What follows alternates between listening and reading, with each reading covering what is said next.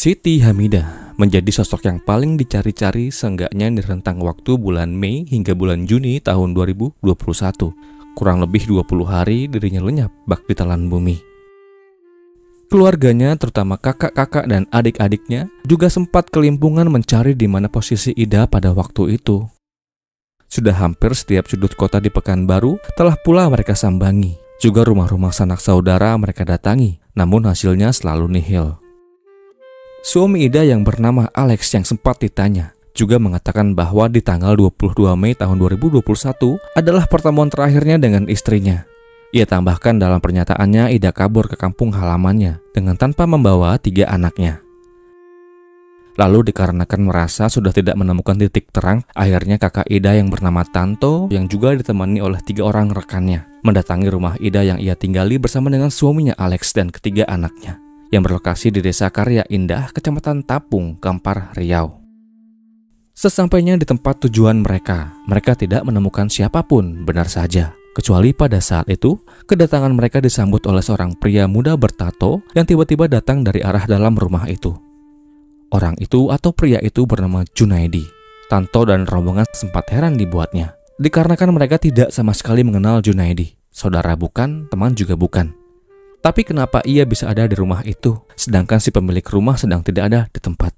Kala itu ketika ia ditanya, Junaidi mengatakan bahwa dirinya adalah orang suruhan Alex, suami Ida. Ia diperintahkan untuk menjaga rumah itu selama Alex katanya pergi untuk menenangkan dirinya ke kampung halamannya di Bukit Tinggi, Sumatera Barat. Alex mengatakan kepada Junaidi sebelumnya bahwa ia didera dengan permasalahan rumah tangga. Ida ketahuan selingkuh, kata Alex. Tanto yang penasaran segera masuk ke dalam rumah dan memeriksa setiap sudut ruangan yang ada di rumah itu. Tanto tidak menemukan siapapun di dalam rumah. Hanya saja ia menemukan sebuah handphone Nokia, sebuah handphone yang dulu pernah dipakai oleh Ida. Lebih lanjut ketika Junaidi ditanyai oleh Tanto, Junaidi mengatakan bahwa di sekitar bulan Mei tahun 2021 yang lalu, Junaidi disuruh oleh Alex untuk membuat atau menggali sebuah lubang septic tank, di mana ukurannya kurang lebih 2 kali 1 meter dengan kedalaman 2 meter. Alex butuh lubang itu, katanya lubang yang lama sudah rusak dan ia membutuhkan lubang yang baru. Singkatnya, setelah lubang itu selesai dibuat oleh Junaidi, kemudian ia pun pamit pulang dulu ke rumahnya tepat jam 9 malam. Ia pulang menggunakan sepeda motor milik Alex Yamaha NMAX, yang kemudian singkatnya 2 jam setelah ia beristirahat di rumah, Junaidi kembali menuju rumah Alex di Desa Karya Indah. Sesampainya ia di rumah Alex kembali, ia merasa heran ketika Alex dengan menggunakan cangkulnya menutup kembali lubang yang baru aja ia buat itu. Padahal kan belum selesai Junaidi buat galian itu. Tapi kok kenapa sudah ditutup kembali oleh Alex? Alex mengatakan bahwa lubang galian itu tidak jadi ia pakai. Soalnya tukang septic tank langganannya telah bisa mengatasi masalah mampet yang ia alami kala itu. Tanpa curiga, Junaidi iya saja. Mendengar penjabaran yang jelas yang baru aja disampaikan oleh Junaidi, Tanto kemudian minta Junaidi untuk memberitahu di mana lubang itu berada. Lalu dikarenakan penasaran dan curiga, Tanto menyuruh Junaidi untuk menggali kembali lubang itu. Namun sebelum melakukan penggalian kembali, Tanto sempat memanggil aparat desa setempat yang kala itu diwakili oleh Pak RT, Pak RW, dan riuhnya warga. Penggalian pun dilakukan. Kala itu Junaidi dibantu juga oleh 3 orang warga lainnya. Namun ketika di sekitar 50 cm galian yang telah mereka buat, tiba-tiba saja bau busuk menyebar dan memecah fokus para penggali. Bau busuk itu juga telah membuat Tanto dan aparat desa lainnya semakin penasaran tentang berasal dari mana sumber bau itu. Namun sebelum menemukan sumber bau itu, mereka yang merasa curiga kemudian melibatkan Babinsa dan petugas Polsek Tapung untuk sama-sama menjadi saksi atas sesuatu yang berbau busuk yang masih terpendam di dalam tanah itu. Penggalian pun lalu dilanjutkan ketika aparat yang berwenang yang ditunggu telah hadir. Dan betapa kaget mereka ketika melihat sosok yang tersembunyi itu adalah sosok tubuh wanita yang tak lain dan tak bukan adalah Siti Hamidah alias Ida, orang yang Tanto cari-cari selama 20 hari ke belakang. Ida ditemukan tak bernyawa dengan masih menggunakan pakaian lengkap. Selain itu, Ida juga ditemukan dalam keadaan mengandung 6 bulan. Pihak Polsek Tapung yang menjadi saksi langsung atas temuan tubuh Ida yang tak bernyawa itu segera melakukan langkah-langkah koordinasi untuk mengungkap dalang tragedi yang menggemparkan warga Kampar ini. Dugaan sementara kala itu ditunjukkan kepada Alex, suami korban, yang kata para saksi, Alex lah satu-satunya orang yang cukup dekat dengan korban. Dugaan itu juga diperkuat dengan ungkapan Junaidi yang mengatakan lubang tempat di mana Ida bersemayam, Alex lah yang menguruknya kembali. Selesai dengan informasi dari para saksi, petugas lalu memulai misinya untuk mencari keberadaan Alex. Tidak mudah bagi polisi untuk menemukan posisi Alex pada saat itu, dikarenakan ia selalu berpindah-pindah tempat. Alex sempat dikatakan mengunjungi rumah orang tuanya di Bukit Tinggi. Juga ia sempat bertemu dengan mantan istrinya terdahulu. Namun bagaikan belut, Alex susah untuk diringkus. Lalu singkatnya, setelah sekitar 2 minggu pencariannya, petugas akhirnya berhasil meringkus Alex di Nganjuk, Jawa Timur. Kala itu ia diringkus di rumah kerabatnya di sana. Namun dikarenakan sempat melawan petugas yang hendak meringkusnya, terpaksa polisi menghadiahi Alex dengan timah panas yang bersarang tepat di kaki kanannya. Ia pun digelandang ke Polda Riau untuk dilakukan pemeriksaan lebih lanjut. Lalu, apa yang sebetulnya terjadi dengan Siti Hamidah alias Ida? Mengapa Alex begitu tega menghilangkan nyawa istrinya sendiri? Semuanya ini terungkap dari ungkapan yang Alex beberkan di muka persidangan yang digelar di Pengadilan Negeri Bangkinang. Jadi, begini.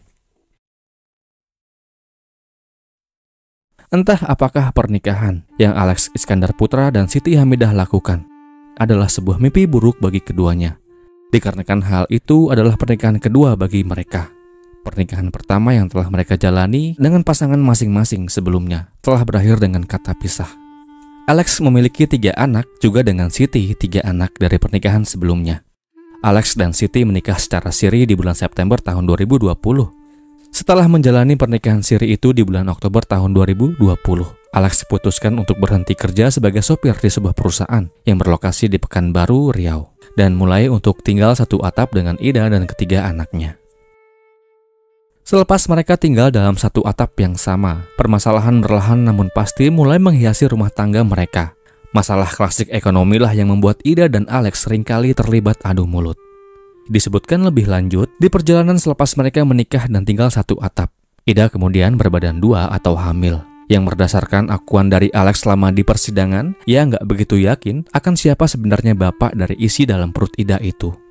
Dari awal, Alex sudah mencurigai istrinya ada main gila dengan pria lain di belakangnya. Asumsinya semakin terang benderang ketika salah seorang anak Ida dari pernikahan Ida sebelumnya mengatakan kepada Alex, sebut saja dia Vino. Ia mengatakan bahwa pernah ada beberapa pria yang diajak masuk oleh ibunya ke dalam kamar. Mereka dikatakan cukup mesra, pakai peluk-peluk segala. Vino lebih lanjut mengatakan siapa pria yang dilihatnya kala itu. Beberapa pria yang disebutkannya salah satunya bernama Pak D. Ia adalah tukang sayur yang punya kios sayur di ujung jalan perumahan mereka. Ungkapan yang Vino sampaikan itu, Alex juga pernah tanyakan langsung kepada tetangganya yang rumahnya persis di depan rumah Alex. Kala itu ketika ditanya, ia membenarkan apa yang dikatakan oleh Vino kala itu. Ia mengaku pernah melihat Ida mengundang pria untuk masuk ke dalam rumahnya. Dan puncak segala amarah Alex adalah terjadi pada hari Jumat, tanggal 21 Mei tahun 2021. Di pagi itu selepas Ida berbelanja di warung Pak D, ia yang kala itu berbadan 2, segera menyerahkan tugas untuk mencuci sayuran yang telah ia beli kepada Alex. Alex yang mendapatkan tugas segera saja mengambil plastik yang berisi sayuran itu. Dan di dapur ia mulai untuk mencuci satu persatu bahan-bahan makanan itu. Dikatakan oleh Alex lebih lanjut di muka persidangan, 5 menit di tengah Alex yang kala itu masih berkutat dengan sayur mayur. Tiba-tiba dari arah kamar, Ida memanggil Alex dengan terburu. Mendengar Ida memanggil, Alex segera menghampiri Ida. Kala itu Ida hanya minta Alex untuk membantunya mengeluarkan debu yang membuat matanya iritasi. Alex bantu dengan meniup-niup mata Ida. Namun dikarenakan tidak semakin membuat ia membaik, Ida dikatakan marah-marah kepada Alex. Ia lontarkan kata-kata bernada tinggi kepada Alex dan menganggap Alex tidak niat mengatasi masalah Ida pada saat itu. Alex tentu nggak terima atas omongan bernada tinggi yang diucapkan oleh Ida. Alex balas kemudian dengan nada-nada yang tinggi pula. Keributan pun terjadi. Bahkan Alex mengatakan bahwa pada saat itu, Ida sempat melemparkan sebuah asbak rokok yang untungnya nggak sampai mengenai kepalanya. Ida yang emosi sempat mengusir Alex dan memintanya untuk pilihlah wanita yang ia suka. Keributan adu mulut yang terjadi di antara keduanya perlahan-lahan lama-lama merembet ke masalah perselingkuhan yang menjadi dugaan Alex kala itu. Masih dalam akuannya di persidangan, Kala itu Alex secara gamblang menyebutkan satu persatu pria yang pernah diajak Ida masuk ke dalam kamarnya. Mendengar hal itu, Ida hanya bisa diam dan kemudian menangis sambil berkata, "Maafkan aku hanya butuh uang, Bang." Dan semakin memanaslah cekcok yang terjadi di siang yang panas itu. Cekcok yang terjadi tak kunjung mereda hingga jam 2 siang, atau sudah berlangsung selama 2 jam lebih. Lalu di tengah perseteruan mereka, Ida kemudian pergi ke kamar mandi. Setelah selesai mandi, Ida kemudian kembali ke dalam kamar, berpakaian, dan segera mengemasi barang-barangnya, termasuk barang-barang milik ketiga buah hatinya. Alex yang meradang diakuinya, ia sempat mencegah Ida untuk mengemasi barang-barangnya sambil berkata, "Mau kemana kamu? Kasihan anak-anakmu." Mendengar sanggahan seperti itu, Ida kemudian menjawab, "Bang, saya mau pergi ke Jawa. Anak-anak titipkan saja ke rumah mantan adik iparmu." Alex akui semakin meradang ketika mendengar ucapan yang terlontar dari Ida yang berbumbu nada tinggi itu. Alex yang tak bisa menahan amarahnya kemudian mendekati Ida dan mulai mencengkram leher Ida dengan menggunakan lengan kanannya. Itu tentu membuat Ida tak bisa berbuat apa-apa. Bahkan dikatakan untuk berteriak saja Ida tak mampu. Dan tak lama kemudian Ida pun semakin lemas dan dia pun tumbang rebah di atas kasur. Tak puas hanya membuat Ida lemah dan rebah di atas kasur, Alex yang masih diliputi emosi segera mengambil bantal dan wajah Ida hingga ia semakin tak sadarkan diri. Dan ia pun dipanggil Tuhan yang Maha Kuasa. Saya ucapkan duka yang mendalam. Lalu setelah mendapatkan Ida tak bernyawa, Alex kemudian segera membawa tas yang berisi pakaian putra-putri Ida dan segera membawa ketiganya menuju rumah mantan adik iparnya untuk menitipkan ketiganya. Dikatakan Alex pada saat itu, "Titip mereka, Ida pergi ke kampung halaman." Setelah selesai menitipkan buah hatinya, Alex akui ia kembali pulang ke rumahnya. Dan sesampainya di rumah ia hubungi Junaidi untuk membuatkan lubang galian yang katanya septic tanknya rusak. Seperti yang saya ungkap di awal video, selepas Junaidi membuat lubang yang diminta oleh Alex, Junaidi lalu pulang ke rumahnya. Melihat sebuah kesempatan itu, Alex kemudian menggotong tubuh Ida yang tak bernyawa dan memasukkan tubuh Ida yang sedang berbadan dua itu ke dalam lubang septic tank yang dibuat oleh Junaidi. Setelah berhasil memasukkannya, Alex sempat mengambil perhiasan yang menempel di tubuh Ida, seperti cincin dan kalung. Setelah itu, Alex mulai mengubur Ida dan meninggalkannya di dalam kegelapan yang mendalam.